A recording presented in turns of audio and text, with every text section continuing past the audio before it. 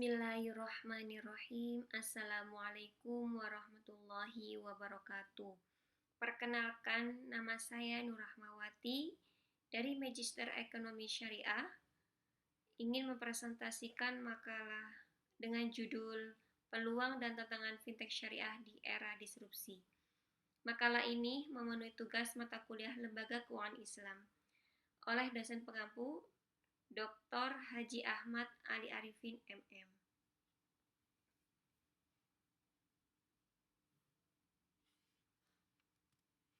Dalam makalah saya terdiri dari pendahuluan, pembahasan, dan kesimpulan.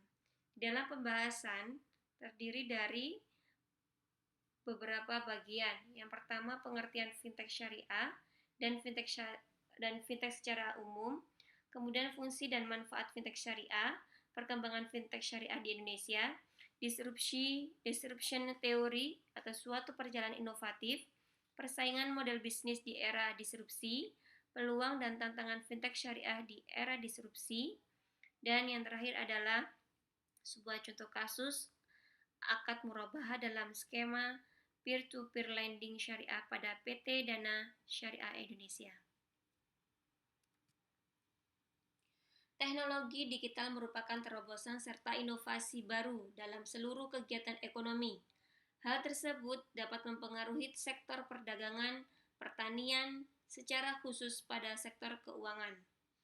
Sektor yang saat ini dikembangkan yaitu finansial teknologi atau lebih dikenal dengan istilah fintech yang menjadi inovasi terbaru masa kini.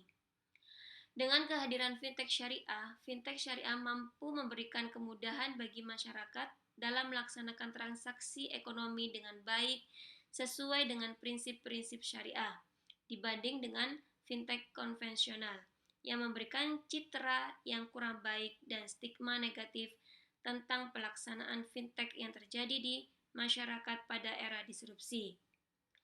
Maka peluang dan tantangan fintech syariah di era disrupsi atau masa 4.0 merupakan hal penting untuk dipelajari oleh masyarakat Indonesia. Pengertian fintech syariah. Menurut Mukhlisin, fintech syariah adalah kombinasi inovasi yang ada dalam bidang keuangan dan teknologi yang memudahkan transaksi dan investasi berdasarkan nilai-nilai syariah. Sedangkan fintech secara umum, menurut PricewaterhouseCoopers atau PwC, fintech merupakan persimpangan antara sektor jasa keuangan dengan teknologi, di mana startup selalu fokus pada teknologi yang merupakan pendatang pasar baru, berinovasi produk dan layanan yang sudah disediakan oleh industri jasa keuangan tradisional. Kemudian fungsi dan manfaat fintech syariah. Pertama, sebagai jasa finansial yang membantu memudahkan para pelaku UMKM. Kedua, di dalam fintech syariah tidak adanya bunga atau riba, namun menerapkan sistem bagi hasil dengan tenor yang disepakati. Kemudian, mekanisme penagihan pada fintech syariah lebih mengedepankan pendampingan pada peminjam. Fintech syariah lebih aman, kemudian tidak ada denda jatuh tempo. Dan fintech syariah sebagai pinjaman atau lending, pembiayaan atau financing atau funding, dan penyediaan modal atau capital raising. Kemudian yang terakhir yaitu dengan fintech biaya operasional dan biaya pemasaran menjadi lebih hemat. Perkembangan fintech syariah di Indonesia. Fintech merupakan inovasi teknologi dalam layanan yang berpengaruh pada dunia ekonomi dan keuangan di Indonesia. Pada tahun 2017 merupakan saat dimulainya pengguna teknologi di fintech peer-to-peer lending. Pada tahun tersebut, dana yang tersalurkan sekitar 258 miliar rupiah hingga pada awal tahun ini atau 2020. Dana yang tersalurkan melalui fintech sudah mencapai sekitar 81,5 triliun rupiah dan ini sangat fantastik. Sedangkan dari total jumlah 127 startup fintech yang terdaftar di OJK, baru ada 9 fintech syariah yang resmi terdaftar berdasarkan data OJK per Agustus 2019. Meskipun dengan jumlah yang tidak sebanyak fintech konvensional, namun fintech syariah memiliki tanda baik di Institut Keuangan Digital dan Perekonomian Syariah yang bisa dibawa ke ranah teknologi yang lebih luas. Pada saat ini ada 15 anggota yang sedang dalam proses perizinan di OJK, sehingga setiap bulannya anggota AFSI, Asosiasi Fintech Syariah Indonesia, bertambah 5 fintech syariah. Dan ini cukup cepat sekali perkembangannya.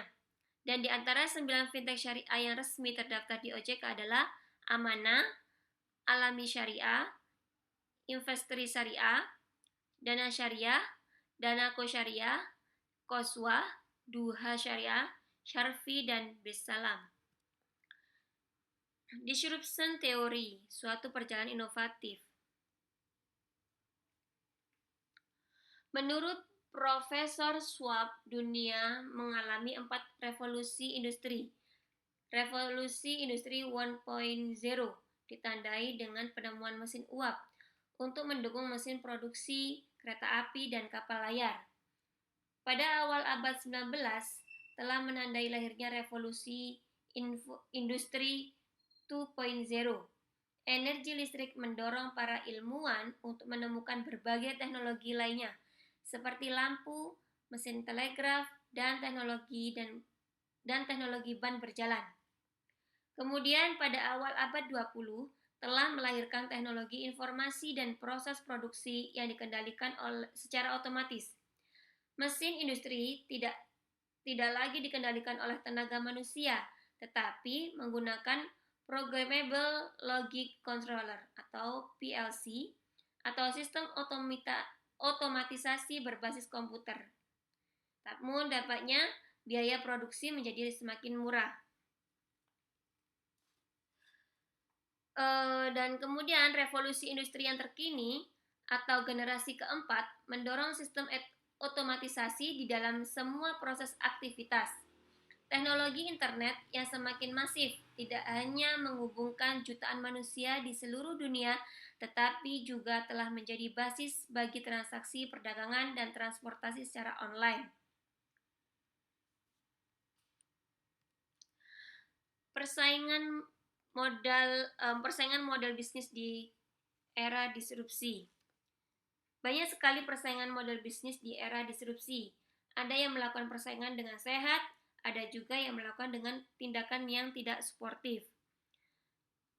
Model bisnis yang perlu dipelajari pada abad 21 ini intinya bukan persaingan produk dalam industri yang sejenis, melainkan model bisnis dalam industri.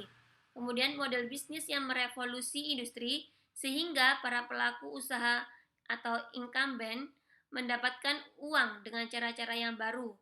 Pengusaha yang cerdik bukanlah pengusaha yang bersikeras dengan model bisnis lamanya. Kemudian juga model bisnis juga mencerminkan siapa yang memegang kendali suatu perusahaan tersebut, yang tua atau yang muda. Kemudian peluang dan tantangan fintech syariah di era disrupsi. Yang pertama, peluang pertama yaitu Otoritas Jasa dan Keuangan atau OJK memberikan kesempatan bagi para pelaku fintech syariah untuk mendaftarkan secara resmi fintechnya di OJK. Kemudian tantangannya perizinan dan modal minimum pendirian fintech syariah menyebabkan fintech syariah yang terdaftar di OJK hanya 4. Kemudian yang kedua, peluang kedua adalah kemudahan teknologi untuk kegiatan investasi dan donasi. Tantangannya yaitu minimnya pengetahuan masyarakat desa untuk pengoperasian fintech syariah. Yang ketiga, kasus dan fenomena fintech konvensional yang terjadi di masyarakat. Yaitu tantangannya, masyarakat memberikan anggapan bahwa tidak terdapat perbedaan antara fintech syariah dan fintech konvensional. Peluang keempat, mayoritas penduduk Indonesia memeluk agama Islam. Saat ini ada lebih dari 207 juta muslim di Indonesia. Kemudian tantangannya adalah kurangnya sumber daya manusia yang menguasai akad transaksi berlandaskan prinsip syariah. Peluang yang kelima adalah terbukanya peluang masuknya perkembangan teknologi di Indonesia dan tantangannya persaingan teknologi di masa depan.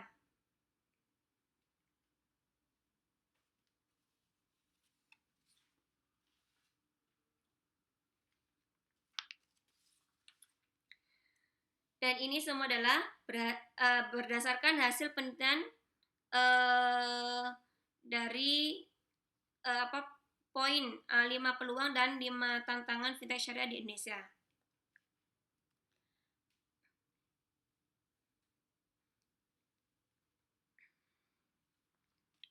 Kemudian dari penjelasan tersebut dapat disimpulkan yang pertama, pengertian fintech secara umum adalah suatu teknologi dalam sistem keuangan yang menghasilkan produk, layanan, teknologi, dan atau model bisnis baru, serta dapat berdampak pada stabilitas moneter, stabilitas keuangan, efisiensi, kelancaran, keamanan, dan kendala sistem pembayaran. Sedangkan pengertian fintech syariah adalah kombinasi inovasi yang ada dalam bidang keuangan dan teknologi yang memudahkan proses transaksi dan investasi berdasarkan nilai-nilai syariah. Kemudian yang kedua adalah fungsi fintech diantaranya adalah sebagai sistem pembayaran, sebagai pendukung pasar, sebagai manajemen investasi dan manajemen risiko, sebagai pinjaman, lending, kemudian financing atau funding, kemudian sebagai penyedia modal atau capital raising, dan sebagai jasa finansial lainnya. Sedangkan manfaat fintech syariah adalah lebih aman, membantu para pelaku UMKM, tidak ada bunga atau riba, mekanisme penagihannya dengan pendampingan pada peminjam, dan tidak ada denda jatuh tempo. Fintech syariah di Indonesia mulai berkembang dengan baik, dan total fintech yang sudah terdaftar di OJK per Agustus 2019 adalah 127 startup fintech, termasuk di dalamnya 9 fintech syariah, yaitu Amanah, Alami Syariah, Investri Syariah, Dana Syariah, Danako Syariah, Koswa Duha Syariah, Syarfi, dan Basalam. Disruption merupakan sebuah inovasi, di mana inovasi yang akan menggantikan seluruh sistem lama dengan cara-cara yang terbaru, sehingga teknologi lama yang serba fisik akan tergantikan dengan teknologi digital yang benar-benar menghasilkan sesuatu yang baru, yang lebih efisien, dan juga lebih bermanfaat. Adapun peluang dan tantangan pada fintech syariah di Indonesia terdapat 5 poin.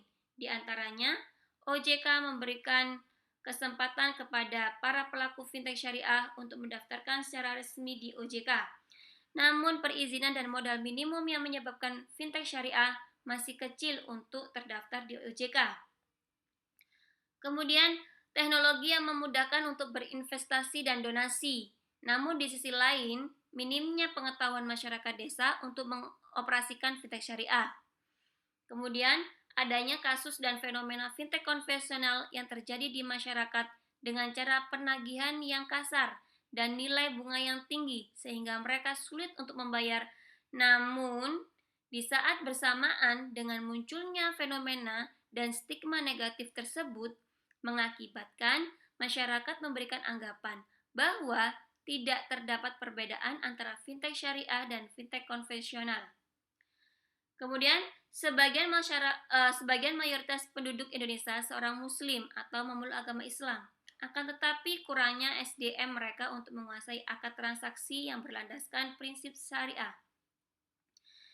Kemudian yang kelima, yaitu dengan pesatnya perkembangan teknologi yang masuk ke Indonesia tidak menutup kemungkinan bahwa keberadaan fintech syariah dapat dengan cepat tenggelam dan digantikan oleh inovasi teknologi lainnya di masa depan berkaitan dengan transaksi keuangan. Mungkin cukup sekian presentasi dari saya. Terima kasih atas perhatiannya. Wassalamualaikum warahmatullahi wabarakatuh.